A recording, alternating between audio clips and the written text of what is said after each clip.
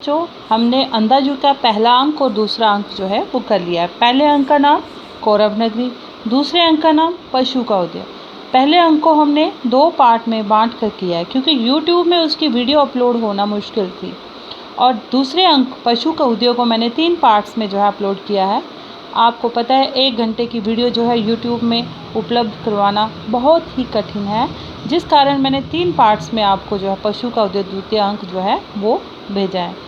तो अब तीसरे अंक पे आते हैं। तीसरे अंक का नाम है अश्वत्थामा का अर्ध सत्य। कि अश्वत्थामा का अर्ध सत्य जो था वो क्या था? अर्ध सत्य किसने बोला था? युधिष्ठिर ने। धर्मराज सत्यवादी कहलाने वाले युधिष्ठिर ने अर्ध सत्य बोला था कि अश्वत्थामा मारा गया। नर या कुंज? कुंज होता है हाथी, जानवर, और नर था जो गुरुद्रोण का पुत्र था। तो आगे हम पढ़ते हैं अब इसके बारे में। तो तीसरे अंक का अश्वत्थामा का अर्ध सत्य कथा गायन के माध्यम से आरंभ होता है। संजय का रथ जब नगर द्वार पर पहुंचा तब रात डल रही थी। हारी कौरव सेना कब लौटेगी, ये बात चल रही थी। तो आपने पीछे पढ़ा कि धृतराष्ट्र गांधारी जो हैं वो बड़ी बेसब्री के साथ संजय के आने का इंतज़ार कर रहे हैं कि कब संजय जो है वो हस्तिनापुर पहुंचेगा और कब उनको उनके पुत्र दुर्योधन की जीत का, उसकी जय जयकार का जो समाचार सुनाएगा। तो कथा गायन के माध्यम से ये दृश्य दिखाया है कि संजय का जो रथ था वो हस्तिनापुर के यानी कि कौरव नगरी के द्वार पर आ पहुंचा, और आते आते उसको रात जो है वो ढलते यानी कि शाम के समय में पहुंची। तब रात ढल रही थी। हारी कौरव सेना कब लौटेगी, ये बात चल रही थी कि जो युद्ध हुआ, द्वंद्व युद्ध जो भीम और दुर्योधन के बीच में या कौरव और पांडवों के बीच में, वहाँ पे सेना जितनी भी युद्ध करने गई थी हार हो चुकी थी जब कौरव सेना की। तो क्या बात चल रही थी कि कौरव सेना अब बाकी बची खुची जो है वो कब लौटेगी, यही बात चल रही थी। सब इंतज़ार कर रहे थे क्योंकि जो नगर के प्रजा थी उन्हीं में से सेना में जो लोग थे तो उनके घर वाले भी उनके आने का इंतज़ार कर रहे थे। संजय से सुनते सुनते युद्ध कथा हो गई सुबह, पाकर ये गहन व्यथा। गांधारी पत्थर थी उस श्रीहत मुख पर, जीवित मानव सा कोई चिन्ह न था। संजय ने युद्ध कथा जो भी थी कि पांडवों की जीत किस प्रकार हुई, किस प्रकार से कौरवों की हार हुई, सुबह हो गई, ये सारा एक एक दृश्य जो था अपने शब्दों के माध्यम से उस अंधे धृतराष्ट्र और गांधारी को सुना रहा था। पाकर ये गहन व्यथा, गहरी व्यथा जो दुख था, गांधारी जो जब गांधारी को पता चला कि उसके एक एक करके सारे पुत्र हार चुके हैं, मारे गए हैं, और वह इस श्रीहत मुख पर उसके दुखी, श्रीहत होता है दुखी, दुखी मुख पर जीवित मानव सा कोई चिन्ह न बचा था। ऐसा लगता था वो इंसान ही नहीं है, वो एक पत्थर की बन चुकी थी। सब इस तरह सुनकर, क्योंकि एक माँ का कलेजा जब अपने पुत्र की मृत्यु के बारे में सुनता है तो वो अंदर से टूट जाती है। दोपहर होते होते हिल उठा नगर, खंडित रथ टूटे शकड़ों पर लदकर, थे लौट रहे ब्राह्मण स्त्रियां चिकित्सक, विधवाएं बोने बूढ़े घायल जर्जर, जो सेना रंग बिरंगी ध्वजा उड़ाते, रोंदते हुए धरती को गगन कंपाते थी गई युद्ध को 18 दिन पहले, उसका ये रूप हो गया आते आते। कि दोपहर होते होते पहले संजय आए हैं और फिर सहारी हुई सेना जो है उनके आने की भी प्रतीक्षा नगर में चल रही है। दोपहर होते होते पूरा जो नगर है वो हिल उठा जब उन्होंने देखा टूटे फूटे रथ शकड़ों पर लदकर अपने अपने घरों को लौट रहे थे, जिनमें ब्राह्मण थे, जो स्त्रियां वहाँ पे दासियों के रूप में गई थी वो थी, चिकित्सक वैद्य जो कि वहाँ पे जो लोग जख्मी होते थे उनके इलाज के लिए जो वैद्य गए थे, जिन औरतें वहाँ पे काम करने गई थी उनके पति सेना में थे वो मारे गए, वो विधवाएं हो चुकी थी, बौने बूढ़े घायल जर्जर बुरी हालत में टूटे फूटे सब जो है नगर में कौरव नगरी की ओर दोपहर होते होते लौट आए थे। रोंदते हुए धरती को गगन कंपाते, कभी वो पूरी धरती को रोंदते हुए, धूल उड़ाते हुए, गगन को कंपाते हुए 18 दिन पहले युद्ध भूमि में गए थे। कैसे? जो सेना रंग बिरंगी ध्वजा उड़ाते, रंग बिरंगे झंडे उड़ाते हुए, धरती को रोनते हुए, धूल उड़ाते हुए पहले युद्ध करने के लिए 18 दिन पहले जो सेना गई थी, आज उसका ये रूप हो गया। आते आते उसका ये रूप हो गया था। अंत में आते आते पर्दा उठता है। फिर आगे का दृश्य दिखाया है, क्या हो रहा है? प्रहरी खड़े हैं, विदुर का सहारा लेकर धृतराष्ट्र प्रवेश करते हैं। धृतराष्ट्र आते हैं तो क्या कहते हैं? धृतराष्ट्र देख नहीं सकता, पर मैं शू कर अंग भंग सैनिकों को देखने की कोशिश की। बाह के पास से हाथ जब कट जाता है, लगता है कैसा? जैसे मेरे सिंहासन का हत्था है महाराज, हत्था है। ठीक है, तो धृतराष्ट्र कहते हैं कि मैं देख नहीं सकता हूँ, अंधा हूँ मैं।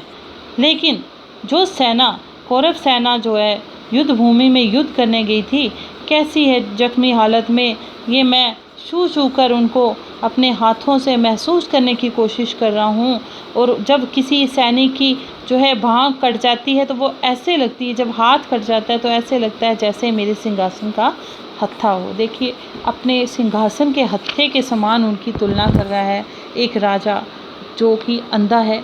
विदुर कहते हैं, महाराज ये सब सोच रहे हैं आप कि एक सिंहासन का हत्था टूट जाए तो दोबारा लग सकता है, लेकिन एक इंसान का हाथ कट जाए तो उसका पूरा जीवन जो है वो व्यर्थ हो जाता है।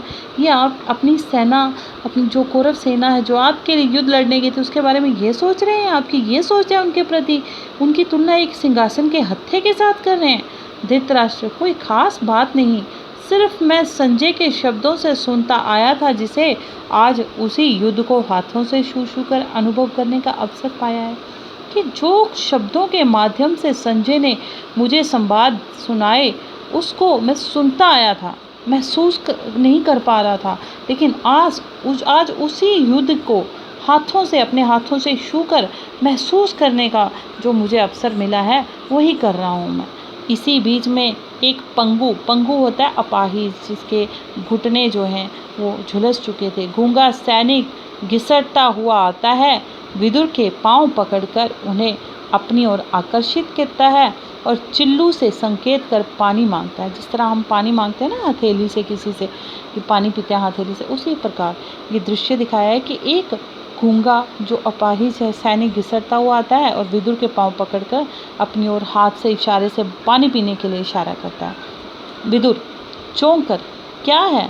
ओह प्रहरी, थोड़ा जल लाओ। जैसे उसे देखता है चौंक कर कि ये तो जख्मी हालत में है बेचारा, इसके तो घुटने भी झुलस चुके हैं और गूंगा हो चुका है।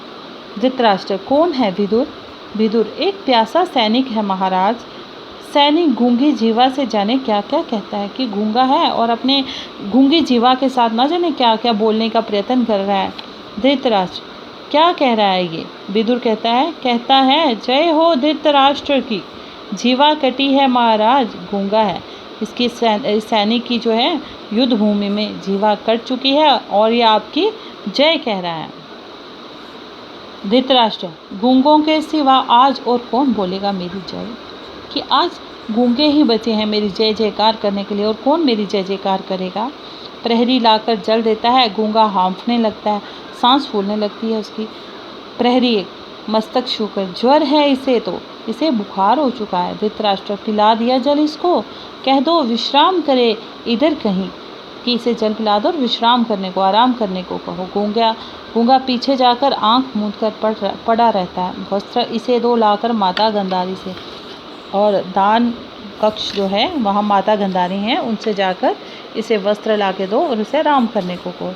प्रहरी, माता गंधारी आज दान गृह में है ही नहीं। आज माता गंधारी जो है पुत्र शोक में इतनी वो जड़वत हो चुकी हैं, पत्थर बन चुकी हैं कि वो दान गृह में गई ही नहीं है।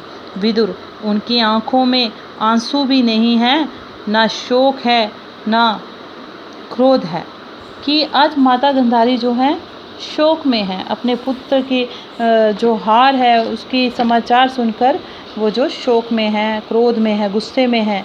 जड़वत पत्थर सी बैठी हैं सीढ़ी पर, आज वो जड़वत हो चुकी हैं, एक पत्थर की तरह स्थिर हो चुकी हैं और सीढ़ी पर बैठी हैं। ना वो हंसती हैं ना वो रोती हैं, बस क्रोध में हैं। तो तभी नेपथ्य से शोरगुल, जोर जोर की आवाज़ें आती हैं।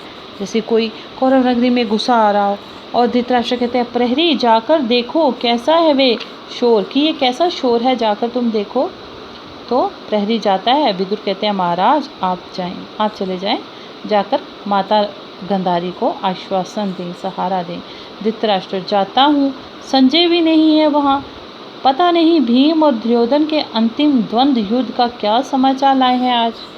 कि जाता हूँ, मैं संजय का इंतज़ार कर रहा था, संजय भी नहीं आए, उनको इंतज़ार है संजय के आने का, कि पता नहीं भीम और दुर्योधन का जो अंतिम द्वंद्व युद्ध हुआ है उसका आज क्या समाचार लाए हैं संजय। शोर और बढ़ता जाता है। विदुर महाराज आप जाएं। धृतराष्ट्र दूसरे प्रहरी के साथ जाते हैं। कैसा है शोर, ये प्रहरी लौटता है। प्रहरी फैल गया है पूरे नगर में अचानक आतंक त्रास, पूरे नगर में डर और भय जो है वो फैल गया है। विदुर क्यों, ऐसा क्यों हुआ? तो वो कहता है प्रहरी अपनी हारी घायल सेना के साथ साथ कोई विपक्षी योद्धा भी चला आया है नगरी में, कि हमारी जो घायल सेना आई है, जो युद्ध भूमि से जख्मी हालत में सेना लौटी, उनके साथ साथ एक दूसरे दल का योद्धा भी हमारी नगरी में चला आया है, जो अस्त्रों से सज्जित है, हथियारों के साथ सजा हुआ है, दैत्याकार है, राक्षस के जैसा उसका आकार है। वे योद्धा, वह इतना कहती है वह नगरी को लूटेगा। जनता कहती है कि वे नगरी को लूटेगा, कि जनता कह रही है कि वो राक्षस के आकार का जैसा है और अस्त्रों शस्त्रों से भी सज्जित है, और वो कहते हैं कि वो नगरी को लूटने के लिए दूसरे दल का जो है योद्धा हमारी नगरी में चला आया है। तो दूसरा प्रहरी लौट आता है। विदुर छी, ये सब मिथ्या है, मैं खुद जाकर उसको देखूंगा, रक्षा करो तुम राजकक्ष की। मैं खुद जाकर देखता हूँ, ये सब झूठ है, तुम राजकक्ष की रक्षा करो। तो फिर जाते हैं। दूसरा प्रहरी क्या तुमने देखा था अपनी आंखों से उस योद्धा को?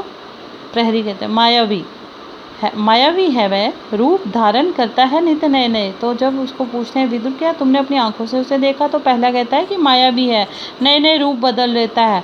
बंद कर दिया जो रक्षागण के नगर द्वार, धारण का रूप एक गिद्ध का, बंद नगर द्वारों के ऊपर से। तो कहते हैं कि जब उसको देखकर नगर के द्वार रक्षकगण ने, रक्षा करने वालों ने द्वार बंद कर दिए नगर के मुख्य द्वार, तो वो गिद्ध का रूप धारण करके नगर द्वारों के ऊपर से आकर उड़कर चला आया। और उसने क्या किया, और लगा खाने छत पर सोए बच्चों को, जो बच्चे छत पे सोए थे उनको खाने लगा। प्रहरी कहता है बंद करो जल्द से द्वार पश्चिम के। फिर भय से वह देखो क्या है, वह आया, छिपो इधर छिपो। और वो क्या करते हैं, दृश्य दिखाया गया कि वो छिपते हैं इधर उधर, कि जैसे सच में कोई जो है डरावने दैत्याकार का योद्धा कोई उनके नगरी में आ गया हो। दोनों पीछे छिपते हैं, एक साधारण से योद्धा का प्रवेश होता है। तो यहाँ तक पढ़ेंगे हम। तो हमने इस अंक का पार्ट 1 यहाँ तक बनाया है। दूसरा अंक हम आगे जो है इस अंक को, तीसरे अंक का अगला पार्ट हम अगली वीडियो में डालेंगे। धन्यवाद। आपका दिन मंगलमय हो। अभ्यास करिए बच्चों, ध्यानपूर्वक इसे सुनिए।